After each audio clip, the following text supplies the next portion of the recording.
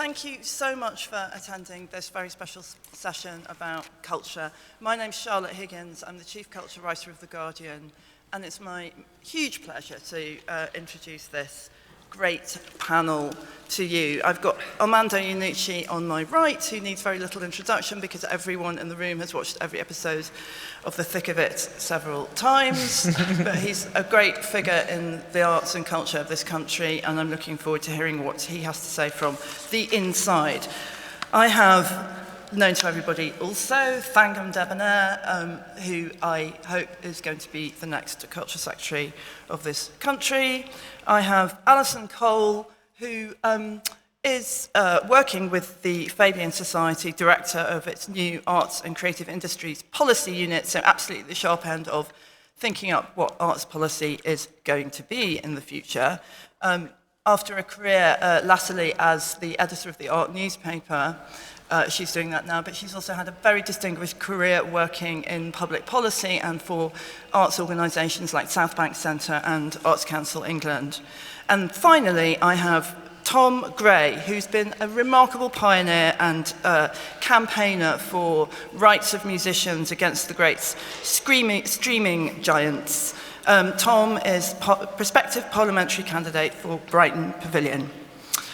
And he's also chair of the Ivors Academy and sits on the board of UK Music, a really strong voice fighting the rights for songwriters and composers.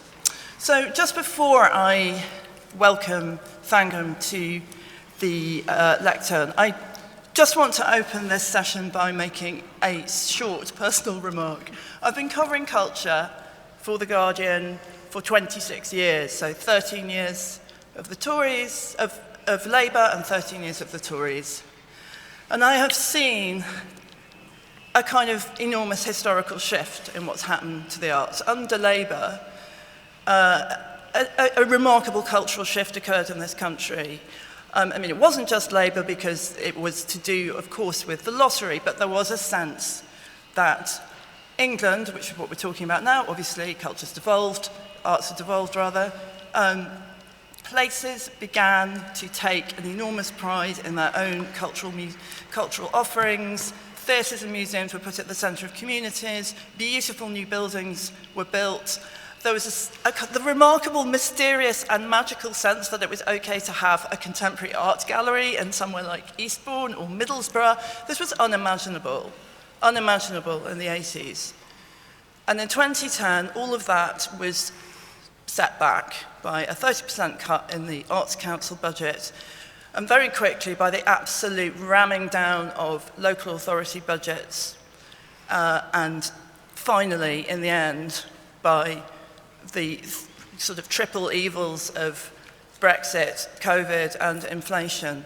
So it is an incredibly different picture where arts leaders in this country and artists are genuinely struggling for survival.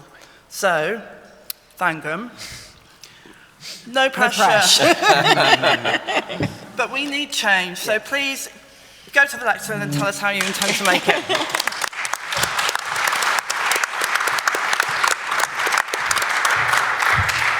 No pressure.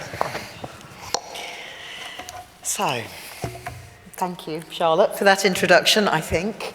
And thank you, everyone, for being here today. I'm going to tell you a story. I did just check it, and it just goes to show how 40 years of memory can possibly embellish. But anyway, I'm going to give it a shot. As a student, I was dragged to a place called the Oxford Union. And for those of you who don't know, that's not the good sort of union. It's the other sort of union. For a comedy night to support my housemate, who was the warm-up act, I think. He was a bit rubbish, we knew that. But after he finished, on came this sort of geeky Scottish postgrad who had us on the floor laughing. And I remember it as a sketch of Margaret Thatcher skinny dipping. I've been informed that actually it was being eaten by a giant pike, but I swear there was skinny dipping, and that she was singing Rick Astley doing Never Gonna Give You Up. I can still remember the swimming. Now, I normally, when I tell this story, which was one of the funniest things I've ever seen, I then do an impression of that comedian doing an impression of Margaret Thatcher doing an impression of Rick Astley, but I can't do it this time because he's right here. So thank you, Armando, for the memories, and for the thick of it, obviously. And 40 years on, I remember the joy of the performance. I remember the importance of venues that include, not exclude, as this one definitely did. But I also remember the value of storytelling, which can encapsulate a national moment in an expression of art, such as Margaret Thatcher being eaten by a giant pike while singing Rick Astley. So I'm going to pick up on some of those themes now. They were relevant 60 years ago when Labour's Jenny Lee, Minister for the Arts, great heroine of mine, published her era-defining white paper, A Policy for the Arts. And in it she wrote, "In any civilised community, the arts and associated amenities, serious or comic, light or demanding, must occupy a central place. Their enjoyment should not be regarded as something remote from everyday life." Now, reading through Jenny's white paper today, even at a time of huge technological advances, there's so much that's still relevant. A reminder of what Labour does for the arts when Labour is in power. In 1946, we set up the Arts Council. Yeah, that was us. In 1969, the Open University. 2001, my friend Chris Smith did free museums and art galleries, throwing open the doors to our cultural institutions to all. I mean, it's such a Labour idea. But now we're faced with a similar situation to the one Jenny faced in 1964. The Tories had been in power for 13 years, the arts had been starved, famous companies were in debt, infrastructure was crumbling. Does it sound familiar? And since 2010, the Tories have overseen the degradation of cultural life in the UK. Arts, culture, and the creative industries have been undervalued, dismissed, and savagely attacked. 12 culture secretaries in 14 years shows the disdain with which successive Conservative governments treat the people who create and enjoy arts and culture. Jeremy Hunt started it. £19 million cut from Arts Council England in 2011. The Culture, Media and Sport Department had its budget cut by a quarter between 2010 and 2015. Brutal Tory Lib Dem cuts to local authorities ripped the roots out of the cultural life of our country. Putting up barriers with our friends and neighbours in Europe. Telling ballerinas to retrain in cyber during the COVID crisis. Remember that one? None of this has been about what's right for the country or for culture. It's about a perverse ideological decision to focus on culture wars over culture, to divide. This has damaged not just the sector, but the country. And it's a testament to everyone who works, enjoys and values arts and culture that so many of you are here today with, I hope, hope in your hearts, yearning for change. When the Tories are in power, cultural life of this country suffers. When Labour are in power, arts and culture are made central. That's what Jenny did in 1965. She became the first ever Minister for the Arts.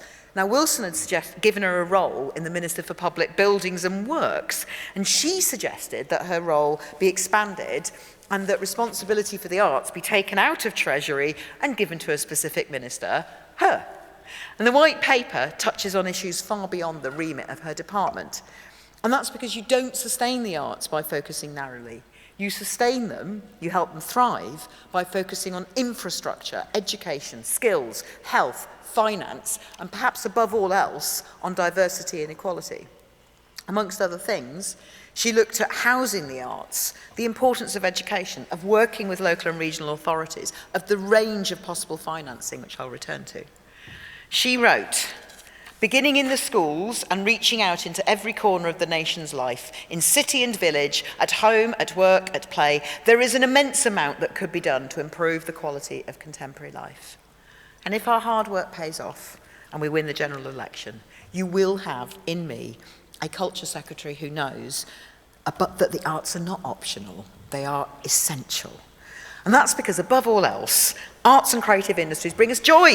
And it's joy that makes life worth living, whether it is the song at your wedding or the first film you took your kid to see. And in Labour, we think everyone, everywhere, should be able to share in that joy. And arts and culture have suffered under the Tories. Yet the sector's carried on. So imagine what they could do with a national champion in their corner fighting for them. My vision is that every single one of us, no matter where we live, is able to experience the very best arts and culture we have.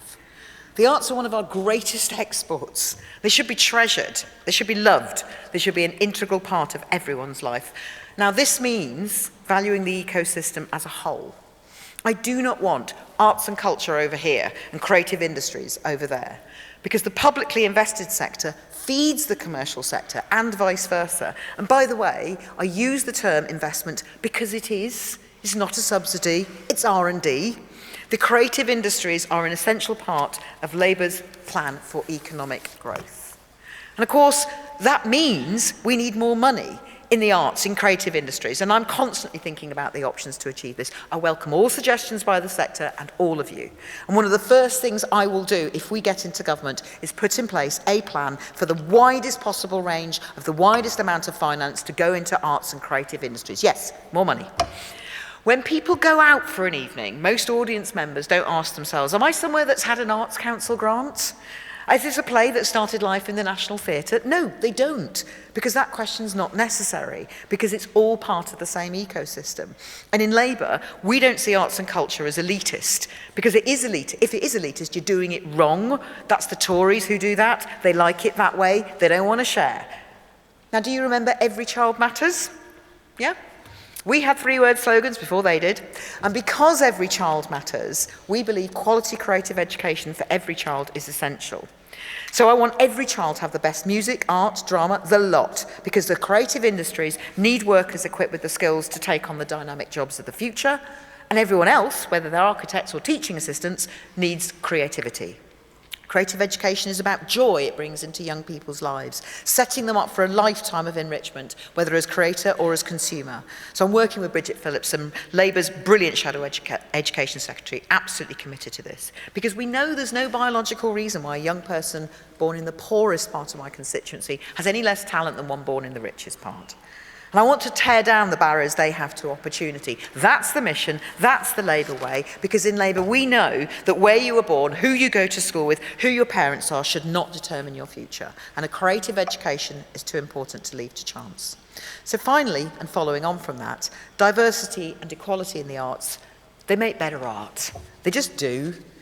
More people using their imagination, more perspectives, more audience members interested. So I'm always going to ask tough questions. Are we drawing on everyone's talents? Are we giving everyone a chance to develop their interests? How do we all share in the joy and the jobs? Where are the women? Where are the people of colour? Where are the people from working class communities? And I'll keep asking those questions if we're in government of every creative organisation, because we are all better off when we draw on everyone's talents, because we are the party of equality. That's who we are. Now, Keir is ambitious for this country and for the arts. I'm ambitious for this country and for the arts. He will lead a decade of national renewal, and arts and culture will be central, because Keir wants us to turn the page, and he's right. It is time to put 14 years of Tory government behind us. We will, together, paint, perform, film, sing, dance, design, and write a new, more prosperous and joyous story for Britain. Thank you.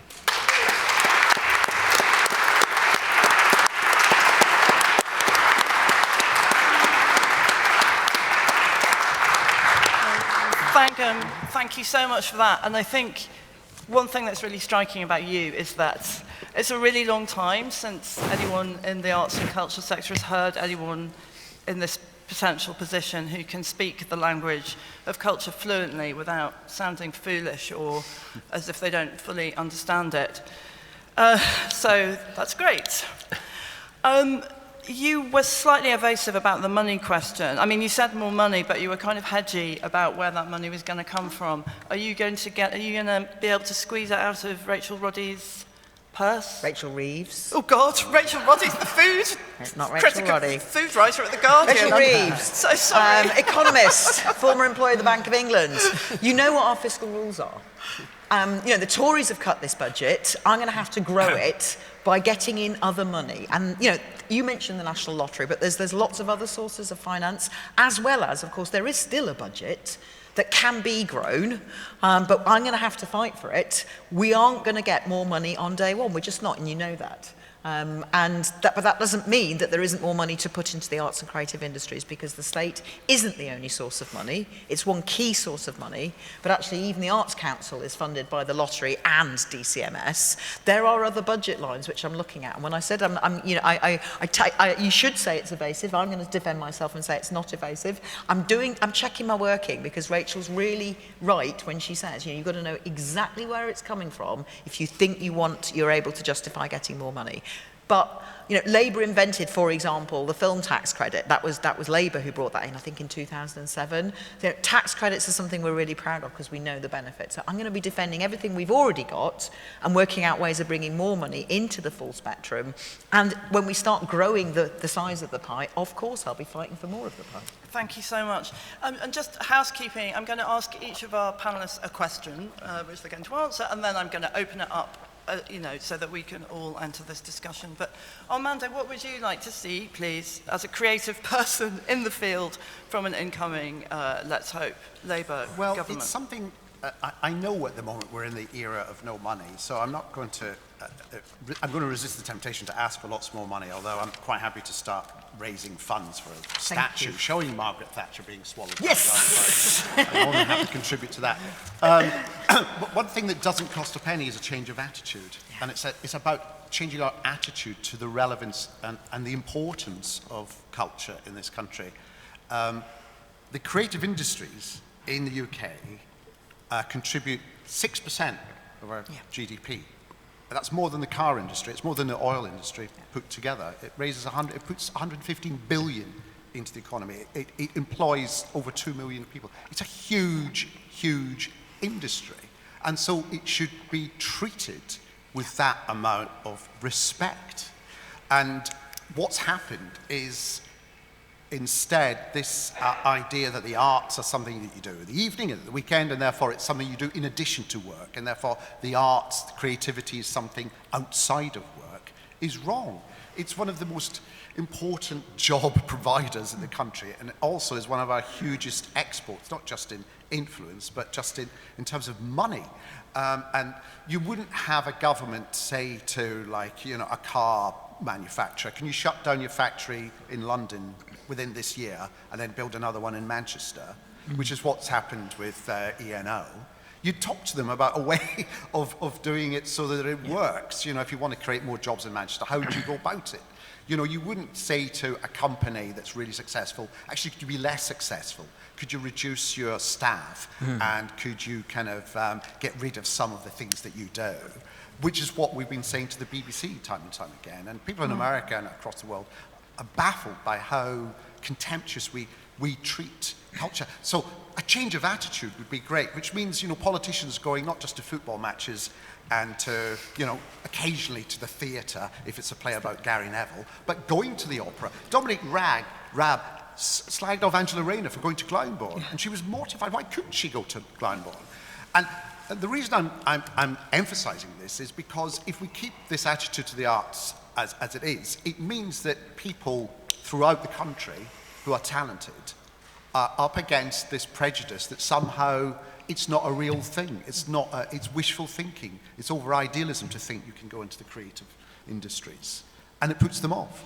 And as you mentioned, things like the tax credit has led to an explosion of film production and television production in the UK. A huge international projects from HBO, from Disney, Star Wars, Mission Impossible are all shot here because we have the talent. That industry can only thrive if we encourage more and more people to come into it and to think, actually, it isn't something that's not for the like of you, it's for the like of everyone. Thank you, Armando. And that's such a good point you make about Angela Rayner, and the way she responded to being criticised for going to Glyndebourne was magnificent.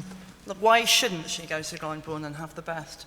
Ali, what policies are you writing as head of the arts policy unit of the Fabian Society? Come on. Okay, well, we're cracking on. We're set up about 6 weeks ago, and we're taking a completely cross-departmental approach to policy making because we think it's absolutely essential to government thinking. We believe that the arts can deliver all of Keir's 5 core missions in their own way, and they're absolutely essential delivering opportunity for all. So we want to start from the position that the arts belong to everybody, and for the arts to be absolutely central to learning and education. So at the moment, we're looking at primary school education, where the arts and design courses are largely about painting and drawing. And we want to make sure that people know that an arts education is about everything: deep analysis, broadening language, public speaking and listening, collective endeavor, interdisciplinary thinking. And so our policy development will sort of reflect on all of this. We also want to recognize that the walls between arts and other subjects are permeable. And when we make the connections, that's where real creativity and innovation, which every government is obsessed with, happens. I saw Michael Morpurgo on Breakfast News the other day, and he was talking about how we teach babies to swim so they're not afraid of the water. So we want the arts to be treated in the same way. We don't want people to feel like a fish out of water when they go to an opera or a museum, or to miss out on some of the best career opportunities of the future. Facts and figures are just not going to be enough. So the unit's focusing on two areas in particular: finding new pots of money, which is absolutely essential, and creative education. So those are the two big ambitions.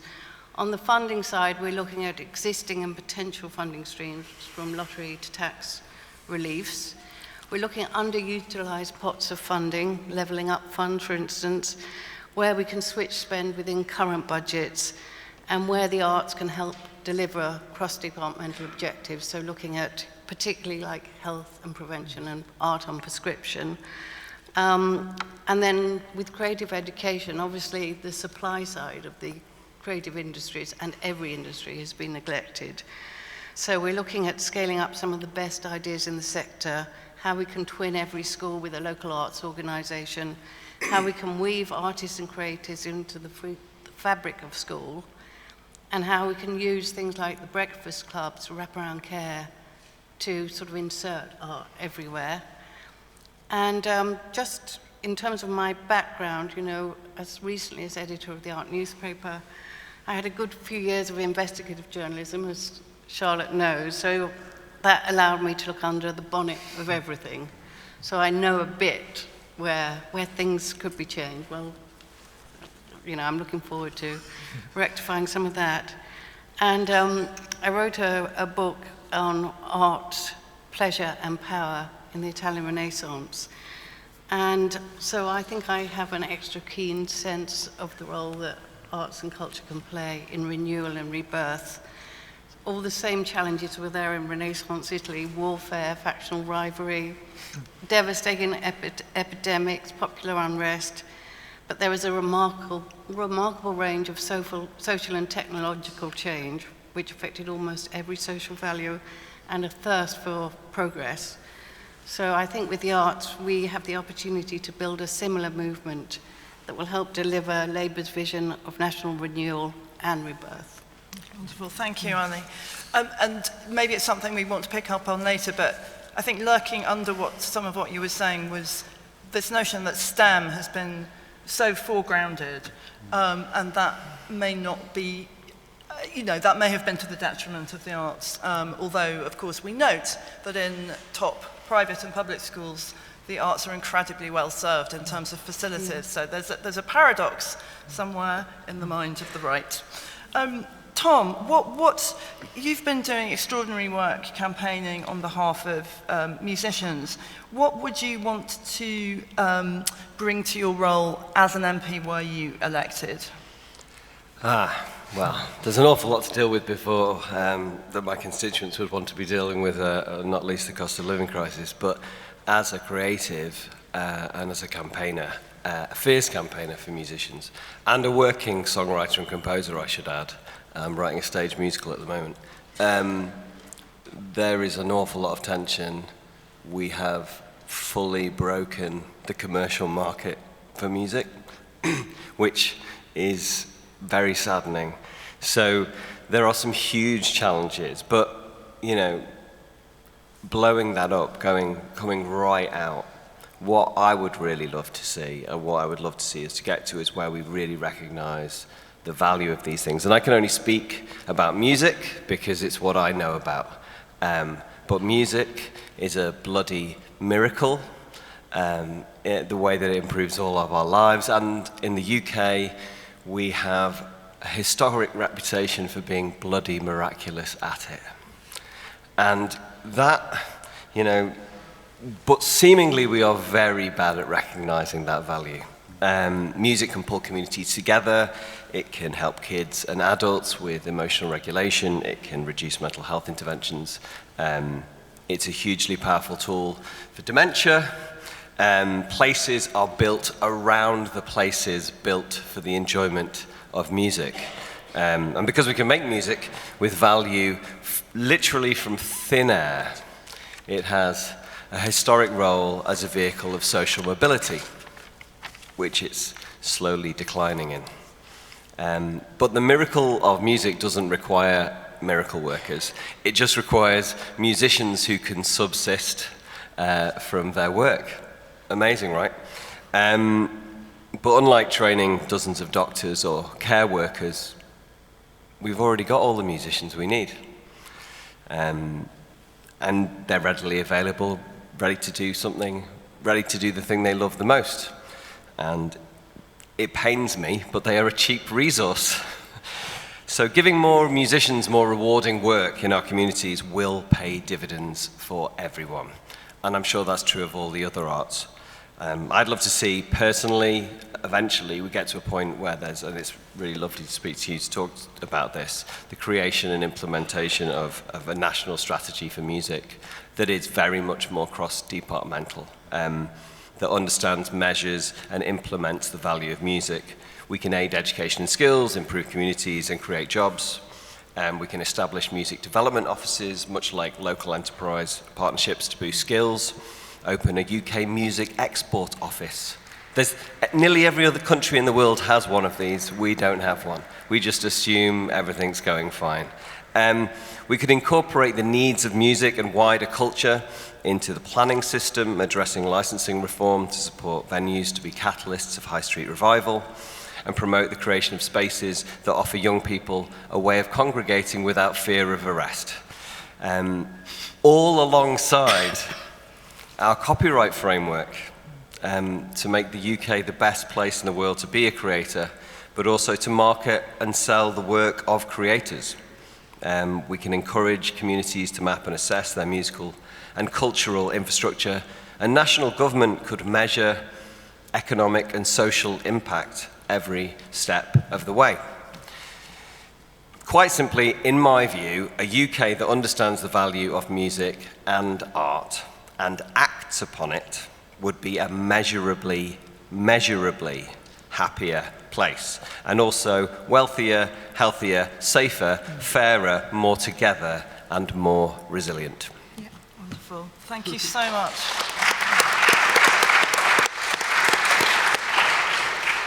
And I think what you've touched on there is this sort of sense, among other things, Tom, it was wonderful to hear you speak with such knowledge and passion. But there's a massive problem with pipeline now in this country to get children from the earliest age interested in music or art or whatever it might be, and then allow them to play with that stuff, but then also provide pathways, not just, as it were, although it's not a just thing, to a lifetime of enjoyment and enrichment through these art forms, but also elite pathways so that Britain can continue being the great kind of exporter creator of arts that it has been. Okay, enough. I want to hear from people on the so many hands. Okay, first question, is there a roving mic? Is it going to rove? There's a second row person in the green sweater, and then maybe I'll take three together. And these three people who are sort of clumped together. Yeah. Thanks. Charlotte, you've written extensively about the crisis of funding. You made an allusion to it in the introduction. You should say I'm Sharon Heal, I'm from the Museums Association. And there is a crisis in the museum sector in the UK and England specifically in terms of it being a devolved responsibility. Our members are telling us that funding is falling off a cliff, that the crisis in local authorities, the Section 114s are really impacting. Birmingham, one of the biggest civic museum services in the UK, is currently with the commissioners talking about its assets, and its assets are its buildings and its collections. So I really, really welcome the commitment from the top table, from the shadows, from those that are writing manifestos, but we need urgent investment. So what we're asking for as the Museums Association is a national inquiry into the state of civic museums. Let's understand the picture. A national strategy, so we can have a music strategy and a museum strategy, maybe as part of an overarching culture strategy, and some emergency funding. There needs to be emergency funding. We already have the lottery, we have the tax reliefs, they're there, they're welcome, they're in place. But if we are truly going to dissolve the barriers between topics and include everybody and give them access to our civic museums need investment. Thanks.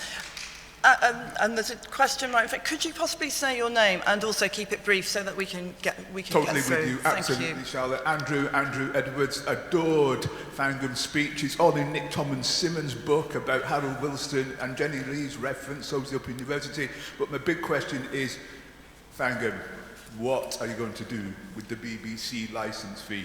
Thank you. Great question. And next, just a couple down. Take these three together.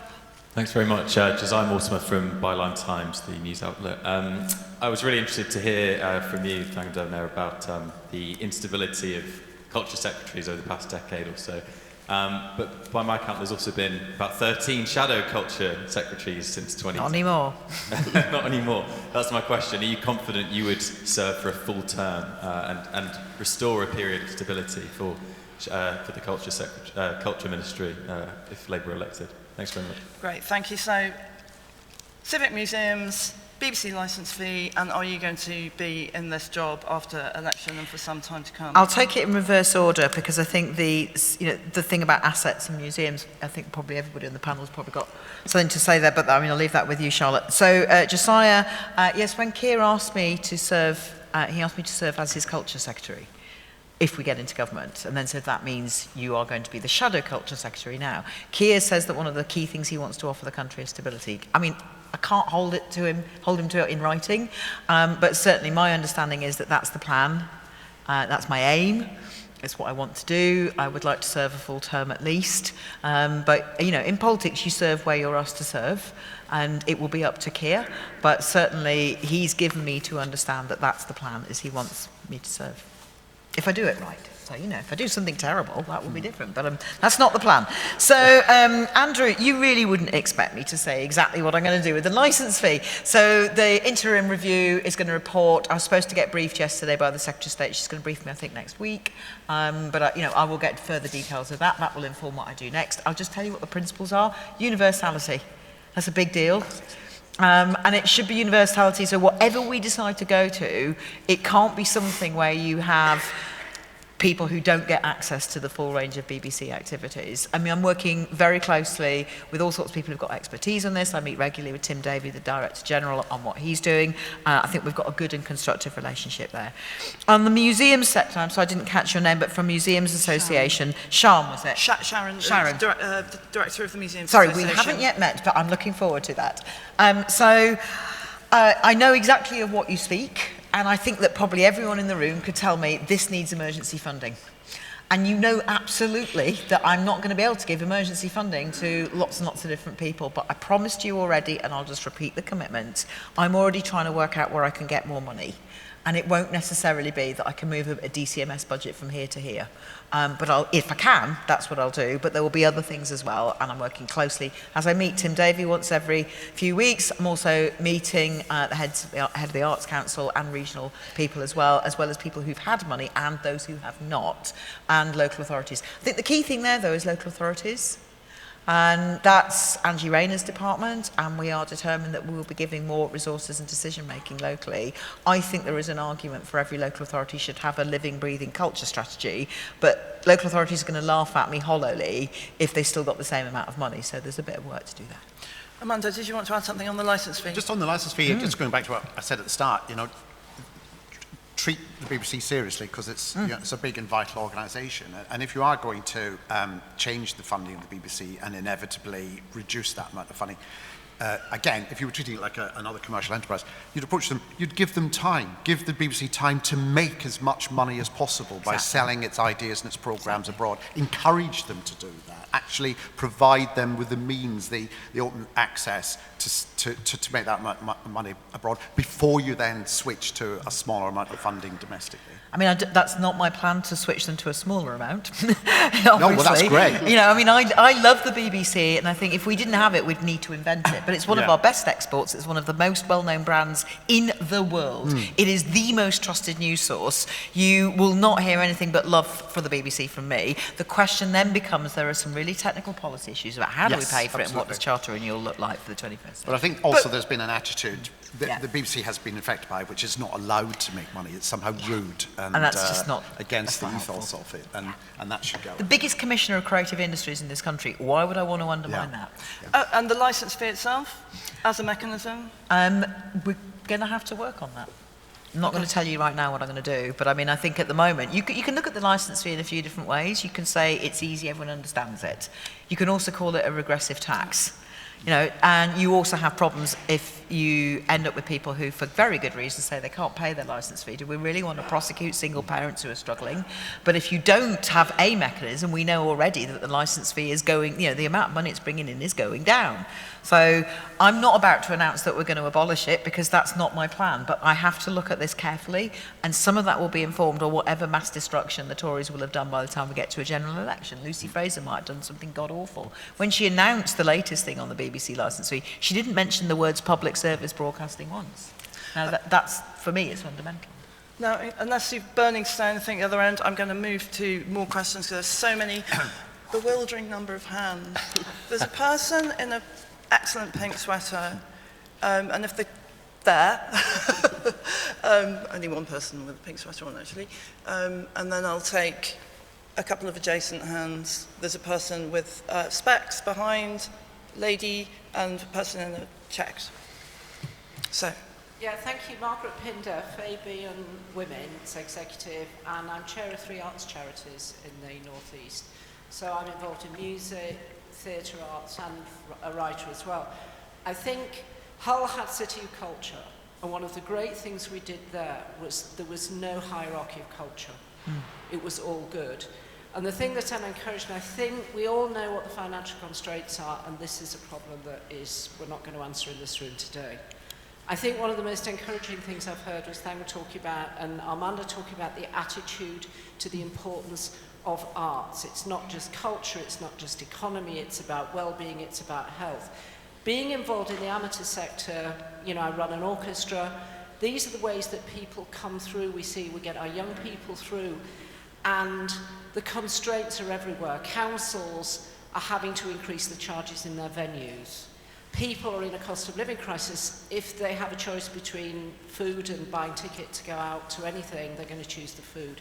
It's really, really hard. But I think if my request to Labour is to keep the importance of arts up there and to keep that, this is such a joyless government we have now. And the arts, it's give us bread but give us roses. But the arts don't just give us roses. And I think it's keeping that message that the arts are the beating heart of so many things. Our international standing, our economy, our skills, our mental health, our social cohesion. And I think Labour has got to have that message absolutely front and centre for the arts policy going forward. Thank you, Margaret. And if you could hand the mic, there was a lady in glasses behind, as brief as you can, please, so we can get through. I'm Ingrid Morris from Bristol. Hi, Ingrid. It's nice to see you. Patch. There's a couple of points, just the lens, and I know you don't want to widen your scope, but you talk about arts and culture, but not creativity and crafts. No, so the more holistic view of the porosity at all ends. And the second point related to that, I've just come back from India, and the amount of public art there is, because they get art school students doing paintings on all these horrible, boring concrete walls, but that kind of bringing it out into the public forum so that the industry grows, feed a lane. Thank you. And could the mic go to the person in the check shirt? Sorry for these very vivid sartorial descriptions. Thank you. I'm Jack Gamble, Director of the Campaign for the Arts. Back in 1964, the Public Libraries and Museums Act enshrined in the law that everybody, no matter where they live, no matter where they're from, should have access to a quality local library service.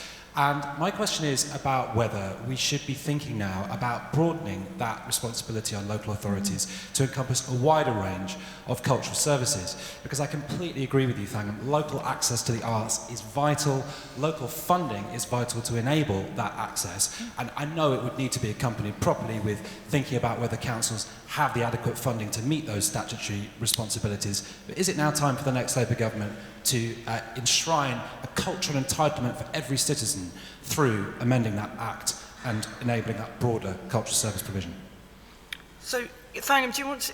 I'm going to take the first two as really important contributions and that as a question, which I'd like you to answer.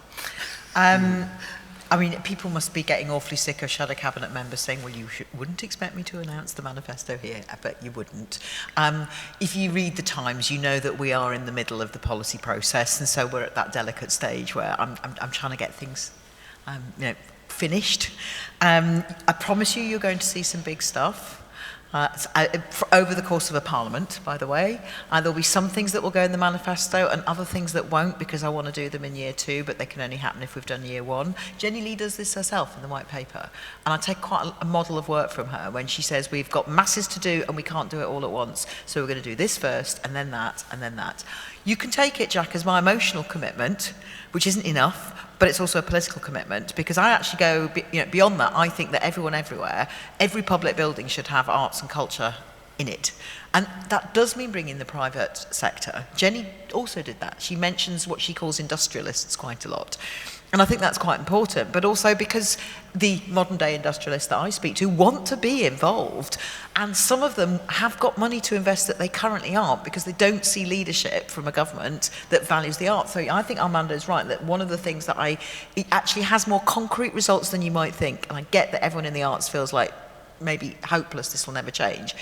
If you have a government that believes in the arts, and you have Keir, who went to Guildhall School of Saturday morning school, you have me, I'm a cellist. I've been playing music since I was 4. My parents literally met at music college, and both my sisters are in, one's in art and one's in crafting grids, so just to reference that. I could make you a whole list of things I want to add to the definition of creative industries. I just didn't list them all there because I have 10 minutes. I would say emotionally, that's my commitment to you right now, is that everybody everywhere and in every public building, every institution, there should be access to arts and culture. How we get there, I am working on it. I'm just not going to tell you all the detail right now. Watch this space. It won't take long. You'll see something soon. I think it's kind of an interesting thing from the music perspective, because what's been going on in music is we've created a model where all of the money is now in the hands of fewer and fewer people. And as a result, what was always and will always be a precarious career has become near impossible. Now, there are ways and means within something that you may all be familiar with, a thing called the Copyright Designs and Patents Act of 1988. Yes, I am actually. I've come across it a couple of times. And created under the Thatcher government. And that's only been changed once since 1988 to deal with downloads in 2001, thanks to the World Intellectual Property Office. And that change in the law is still what is governing streaming, a thing which has been occurring in the economic environment for 15 years. Now, we worked very hard in Brussels. I got on a lot of trains to get a piece of law called the European Copyright Directive through. Worked with the Conservatives on it. It was a bit of an unholy alliance. We had to work with the Murdoch press and all kinds of people who didn't want other weird things happening in the internet to get it across the line. And I never really liked it overall as a piece of work, but we didn't bring it into UK law. That has been moving through all of the European legislatives over the course of the past few years. Now, we're at a moment where we come in, there are massive opportunities within that framework to basically tilt the scales back into the hands of smaller production companies and creators. Because at the moment what's happening is, yes, we are amazing at art, and yes, these big companies who are hugely involved in it are making massive profits from it, exporting British art around the world, but then that money goes back out through the back door because those companies aren't based in the UK. Now, what Labour did brilliantly with the film changes, which actually were put into the copyright law in 2001 alongside the downloads, was to basically make British film industry far more focused in the UK, to make sure that independent producers in the UK got the benefits of the copyright framework. Now, you could do something very similar for a lot of other parts of the creative industries if you have a sensitive but let's say constructive reimagining of our copyright framework. Thanks, Tom. Amanda, did you want to say something about Hull? Talking about change of attitudes, I also feel, again, this will cost nothing, a change of attitude within the creative industries themselves, and to think less and less about us being focused in London and being more open and more proactive about choosing not just where we recruit from, but where people are trained and where we film. And you mentioned Hull. My last film, Personal History of David Copperfield, we shot quite a bit of it in Hull. And we couldn't have had a more cooperative and friendly and supportive group than the Film Council there. And it meant that we were given free rein of the old part of Hull city centre, and we're able to employ people locally and give something. And that allows a kind of film infrastructure to start being built up in these areas. And I think it's incumbent on us to do more and more of that when we start a new production, to be more and more creative in terms of how far outside of London we can place these things, because I'm acutely aware that with so much going on in London, we are preventing people wanting to go into the arts and creative industries because they think they can't afford to just up sticks and move to London. And so it's about kind of unpicking that. And that's a long process, but it's something that we don't need to wait for money to do that. Yes, thank you. Can I have hands in the air? There's someone who's desperate. Okay, on the aisle, person in a beige jacket, halfway down, please. Keep your hands in the air, person in beige jacket, and wave. Yes. And then I'll take a couple of adjacent people. Hi, Alexandra Sufit, Fabian Women's Network. I wanted to ask a really simple but actually very complicated question. How do we make these more sustainable professions?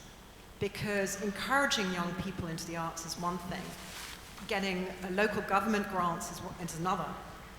All kinds of initiatives around. When I started out, I ran a production company for 10 years.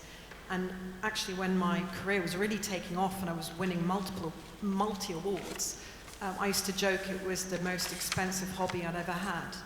So it would be great to talk a little bit about sustainability and how we look at those commercial relationships with agencies, and paying musicians, paying artists, paying creators a fair wage, how we go about that. Thank you. I mean, it's such an interesting question, right? Because, Ireland's looking at a kind of income for artists. The French have a kind of system where you're paid in your off time. It is the precarity of careers in the arts have become impossible, really, for so many people now, particularly in the light of COVID when people were laid off. Tom, you must have seen this firsthand with friends and colleagues. So I started a campaign called the Broken Record Campaign purely because my friend Steve rang me up and he couldn't afford nappies for his kid. And I got so angry that I just started tweeting. Obviously what COVID did was it laid bare that in certain creative industries, we have to rely on so many different income streams in order to make it work, that if you take one leg away, the whole thing falls down. And in fact, with live music, it completely collapses in music because you can't make a sustainable career from the sale of music anymore, really, unless you are in a very, very, very small group of people. So, as I say, there are big questions to answer within that. One is how do you change the law in order to make sure that people get paid for their work, but also how do you constructively maintain relationships with these big commercial organizations who we absolutely need to keep investing in new work and being involved. So the French have actually just introduced a tax into streaming as well, haven't they? They've kind of dropped a little tax on the top, saying, well, if you're going to take all of this money out of our economy, we're going to take a little bit back. Ali, do you have thoughts in this area? Yeah, I mean, the freelance workforce is enormous in the art world, so looking at some sort of commissioner for freelancers and some sort of central way of thinking how to, actually support a freelance workforce as opposed to, the regular workforce. It's also, the same problem with wages is in the public sector. So the British Museum was advertising for a curator of one of its departments for 34,000 or something like that. So again, people are going abroad. I think it starts with, actually defining for people what arts are, actually taking seriously the jobs that the arts create, and sort of making sure that there are sort of the same expectations of our most, one of our most successful industrial sectors as of the other industrial sectors. Yeah. I said I'd take some adjacent questions. There's a person in sort of purpley dark ready with hand very fiercely up in the air.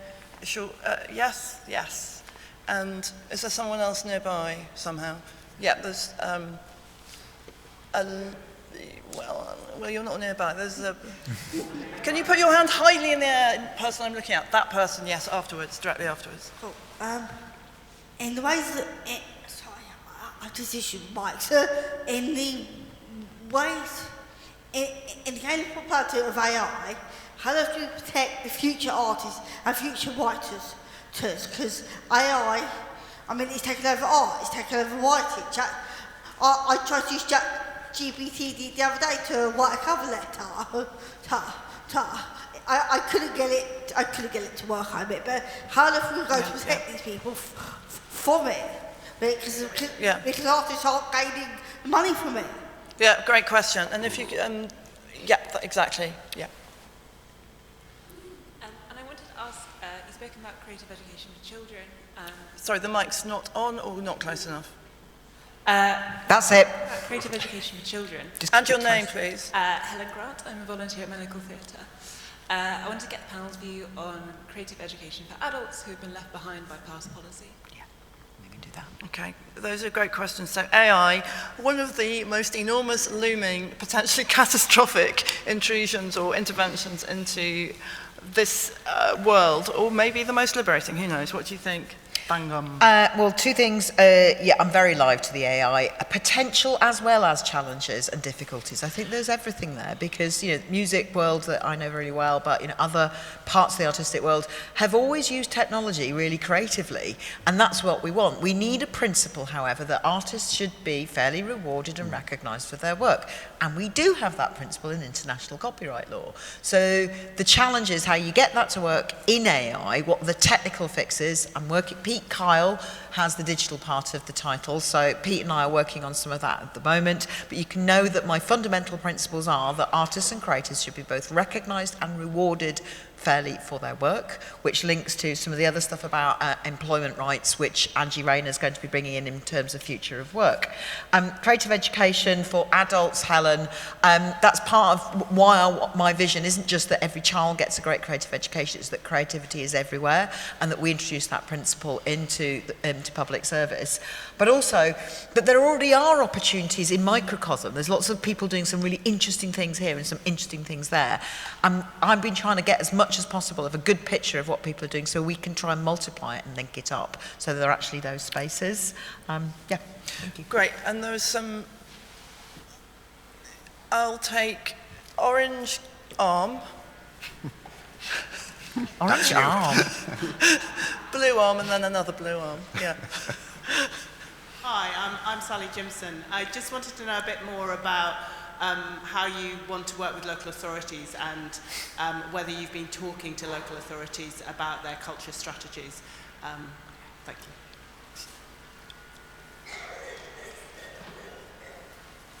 Hi, my name's Jacob Dyke. I was in the care system for 14 years, and my question is about how we can use the arts and cultures to improve the lives of children in care and care leavers. And another point for Fanya, being a Shadow Cabinet member, in the Decade of National Renewal, would you aim to end the postcode-style lottery system of sport when it comes to children out of borough in care? Thank you. And then there was a hand behind, there's another check shirt.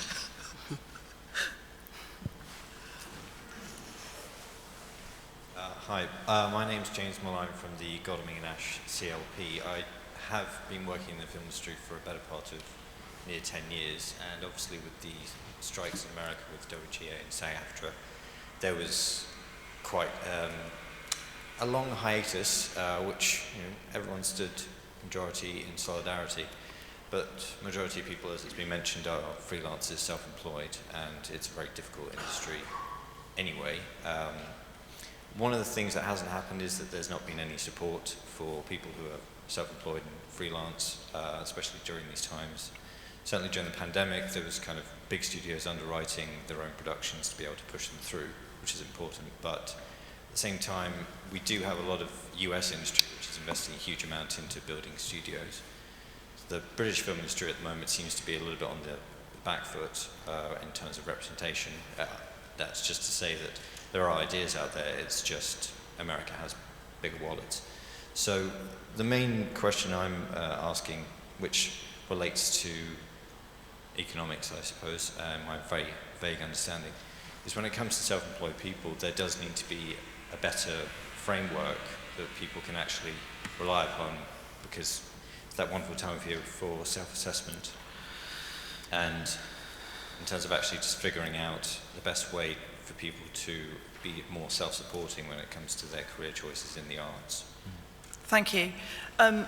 Okay, so have you been talking to local authorities, and what kind of conversations have you been having? Yes, I have seen lots of cultural strategies. I think there's plenty that we can do there, but as I said, we need to, Angie and I are going to need to work together on how we devolve resources and powers properly. Jacob, you and I have conversed on this before. I have a personal commitment to care leavers for family reasons, and I always take it as a very Labour thing to think who has the least power in the room, and how can we make sure that we're actually equalising their opportunities to have more voice, more contribution. I didn't quite get the postcode lottery thing, so maybe we could talk about that afterwards. Freelancers and support. Angela, I've seen the Fabian's report on self-employment, and I think there's lots in there to work from. Angela is in charge of Future of Work. Freelancers and self-employment is in there. I'm going to chuck out a challenge though.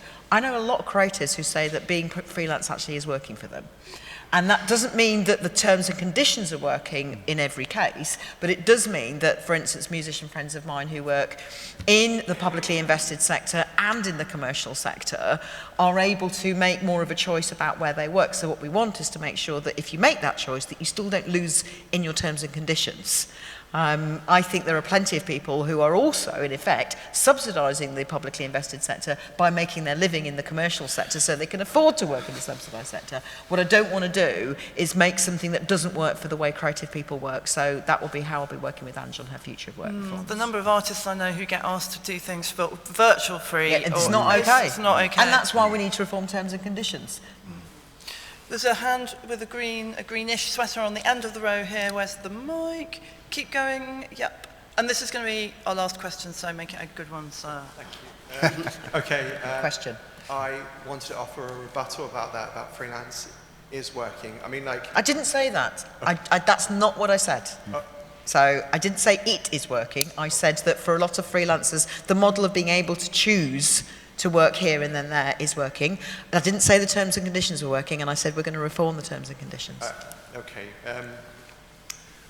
In the services sector, the Conservatives have created and amended, IR35, and freelancers will know about this, but it's basically created a whole middleman layer of umbrella companies that skim vast amount off. So I think that one of the challenges is about not working. So that needs to be kind of resolved, or people understand it, because I don't think business understand freelance generally, and the ambition to be creative in a non-creative environment, and IR35 crushes people to kind of aspire in the arts and then grow their business. Yeah, that's my point. Thank you very much. And I mean, it just really, as someone alluded to, the COVID absolutely ripped apart the model for people. And we all know, I'm sure in this room, singers who who left the business because actually, you know, they drove an Amazon van and then got a job as a teacher, and that was better. Now that is really not okay, and to have that revealed so brutally, the fragility of it, and we haven't brought it back. I mean, people have left. And also, ironically, COVID showed all of us how much we rely on the creative industry. Exactly. I mean, how did we get through lockdown other than by, you know, music and film and, you know, watching television and radio and podcasts, and, you know, it's so vital it kept us going. You know, it not just kept us alive, but just kept us fully alive in terms of sane. Yes, thank you, sane. I mean, and so it was proof, if we needed proof, that it's so vital. Exactly, and I think that the bit that went wrong was the terms and conditions. That's not okay, that we rely on people who have no bargaining power, who have no right to collective bargaining, who have no right to an agreement on terms and conditions, and who are left at the lowest common denominator unless they're people with substantially more power, because they are, you know, they're seen as bigger names.